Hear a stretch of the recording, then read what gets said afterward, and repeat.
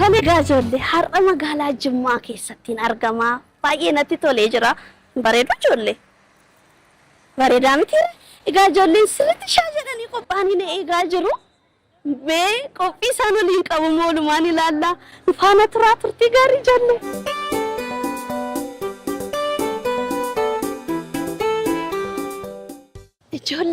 Ijoolleen akkatti bareedanii ni eegan ilaalame.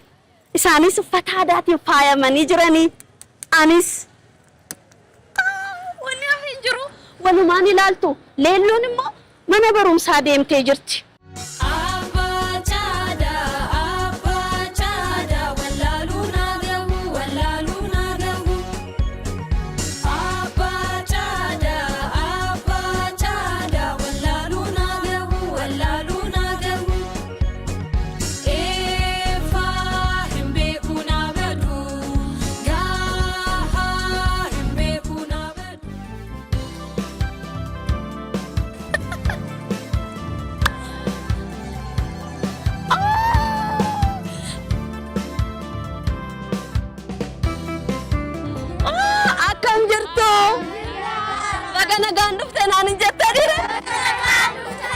Bagana gaanna eeddanii leellotti garuu mufateen jiraanii.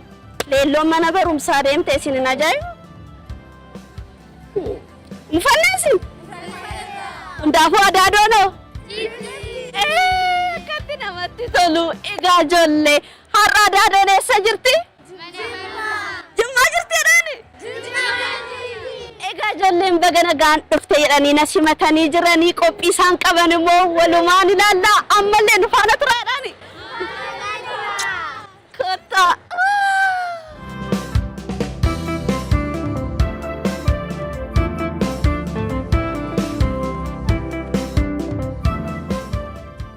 Akkamisin naguma jirtu naguma naguma teenya jenne ayyee galatooma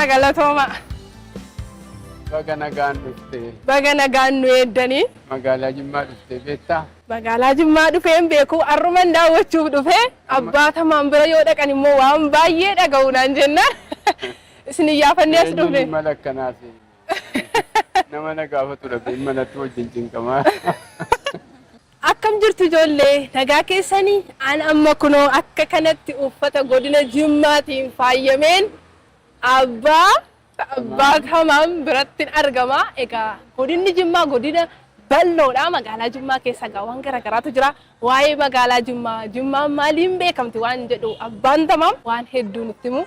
Baga nagaan dhuftan naan hin jettaniire? Aaree baga rabbi nagaan fide magaalaa Jimmaa magaalaa jaalalaa. Biyya nu fuulleetti isin hawwaa dhufne isin immoo biyya hawwamtuu katamaa jaalalaa biyya Jimmaa Abbaa Jifaar biyya muummicha ministeera keenya qe'ee warra mootii qe'ee kabajaa qe'ee biyya argama bunaa biyya daldalli keessatti gara lixa biiftuutiin geggeeffamaa turte biyya ilkaan beekamu biyya dammaan beekamu biyya aannan akka galaanaa Jimmaan baga rabbi nagaan isin fideen sin jedha. Gaan nu eeddanii isiniin jenna. Egaa nus egaa kiiloomeetira hedduurra imallee dhufne har'a waan ijoolleen beekuu qabdan afoola aadaa seenaa duudhaa ijoolleen nu gorsitu jenneeti. Aadaa doofaanis asuma keessa jiru. Beekamre simannaan keessan. Simannaa hawwaadhaan simannaa. Jimma aadaa qaba. Duudhaa qaba. Waa guddaadhaan Jimma hin beekama. Hin tuqamne malee ituu tuqamne waamti nu keessaa yaa'u addunyaadhaaf mul'achuu hin danda'u. Tole baay'ee gaarii. Aadaa qaba.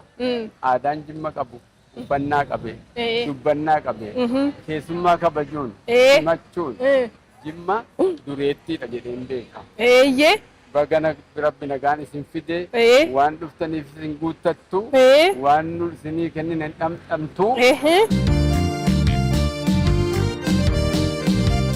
Baay'ee gaariidha. Akkatti namatti tolu ijoollee har'a baay'een gammadee garuummoo jidduutti immoo wayiin gaddee ijoollee bareedaa koomee kottu.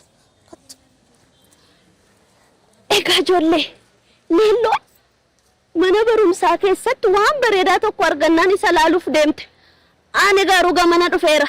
Namni tokko garuu na jalaa badeera ijoollee. Akkanumaan waan baddu natti hin fakkaatu. Maskaramis nu wajjin jirti. Waan isin irra jirtu mooyyuu ishee barbaade argadheeti. waa hunda sin wajjin haasaa qophichi qophii leellooti ijoolleen Jimmaa hoo maal qabu ka jedhu sin biraan ga'uudhaaf qophoofnee jirra shubbisni jira miti Washi ya washi Janura lama ya washi Toko doyo jira ya washi Toko bolo jira ya washi Washi dama babul dama shaye na bulbul Dama shaye na bulbul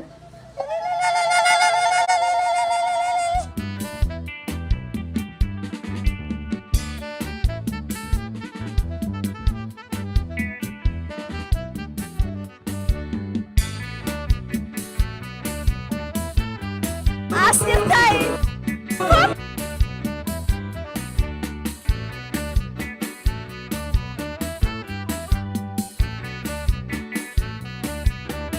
argateera ijoollee suudha baay'ee barbaadaa turre. eeka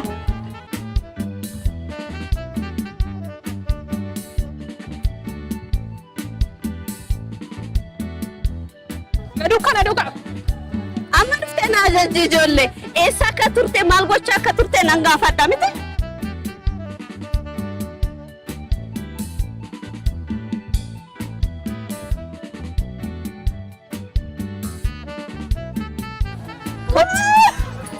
waan an sii qopheesse yoo argite Jirtu. kun argadheera amine Eessan ture seeti? Waan ajaa'ibaan qopheessaa olee dhufe. dhugaa jedhe Abbaa tamaamiin hin beektu? Maal jettan? ni beeknaa jedhan Ni beeku. Abbaa tamaam jechuun maanguddoo kabajamaa, jaallatamaa, nama aadaa Oromoo, afaan Oromoo. Waan Jimmaan ittiin beekamtu sirriitti nutti himanidha. Egaanis isaan bira ture waa hedduu guurrataa olee dhufe.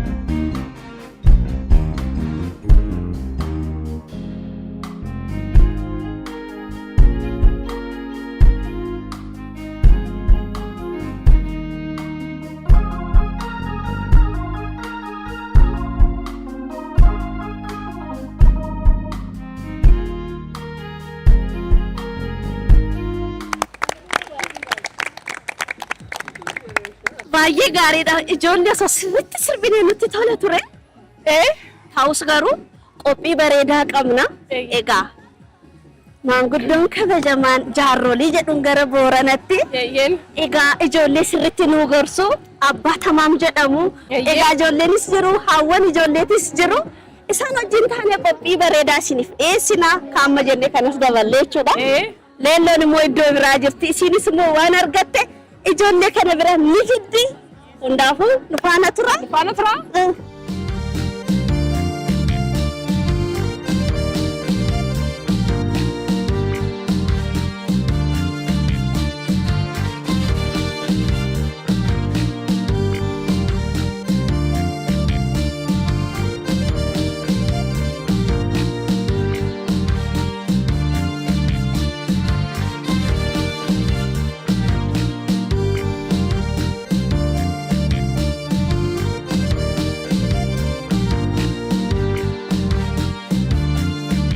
amma maqaa koon isiitti hima abbaa tamaam abbaa dikoo abbaa warri abbaa billoo saqqaa bulbul xirris siddis karrayyuu caloo akkanatti lakkaa'uu beektu sin barsiisaarani amma gaammee xiqqaa dabballee aadaa Oromoo keessatti an abbaa gadaati waggaan koo 40 geenyaanin gadaa baadhee hamma waggaa 40tti gadaan jedhamu hamma mucaan kun foolleedha. Foolleen gara kamitti guddata gara gaafa waggaa 18 ga'e gaafa waggaa 20 ga'e gaafa 30 ga'e gaafa 40 ga'e abbaa gadaa ta'a warra fuudhe. Ijoolleen durbaa gaafa haadha heerumtee gadi baate siinqeen kennamnaaf haadha siinqee jedhamti. Gaafa qarreesii duufatte. Biyyi kun maal jedhama? Jimma abbaa maaliiti? Jimma abbaa Jifaar. barcuma kana beektanii barcuma aadaa eenyuuti miilli isaa meeqa miilli isaa sadii ijoolleen baadiyyaa keessa jiru nima magaalaa jiru wamtii addan argi waan an kenne waan an agarsiisu kana hin beeka eenyirra taa abbaa gadaa abbaa jaarsaa abbaa jifaar barcumni miila sadii hiika qaba maalitti hiikama tokkummaa jaalala eda'amuu barcuma jabartiin manguddoon biyya kanatti jabartii jechuun barcuma guddaa akka kanaa irratti dawwareennaa ta'u mootiin abbaa jifaar atteenyaan jabartiin dhufee irra taa'a manguddoon gurguddaa naanna'ee taa'ee maaddiin abbaa jifaar as jira nyaata gaarii irra taa'a barcuma abbaa jifaar barcuma aadaa kanarra warra jabartii ta'e hangafa beektota gorsa seeraa malee namni biraa akka fiigee dhufee irra taa'uu hin danda'u.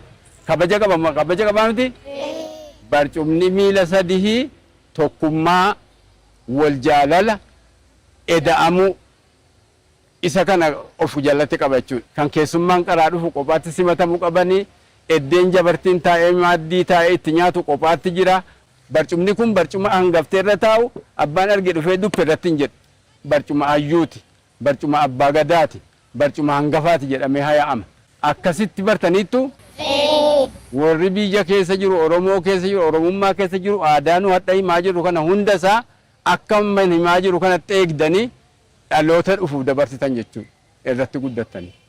Galatoomaa guddadhaa rabbi sina guddisu daa'ima ol guddatu rabbi sina godhu intala safuu qabdu rabbi sina godhu dhiira safuu qabu rabbi sina godhu barumsa bareedaa rabbi sina barsiisu doktora sina godhu aadaa jimmaa qabatee warra guddatu rabbi sina godhu warra qara'ee sheeka ta'u rabbi sina godhu warra baratee doktora ta'u rabbi sina godhu daa'ima boruu dhaalee biyya kanatti fufsiisu rabbi sina taasisu ifa siniifa ta'u waan barbaadan rabbi siniifa guutu qarshiidhaanis dinagdeedhaanis ol sina baasu warra guddatee baratu rabbi sina taasisu warra baratee doktora ta'u rabbi sina godhu afaan keessan aannanii na guutu damma sina sooru nyaata gaarii sina sooru bakka gaarii sina qubsiisu yaa rabbi aamiin hamilee ofii kennaa gaa deebisu.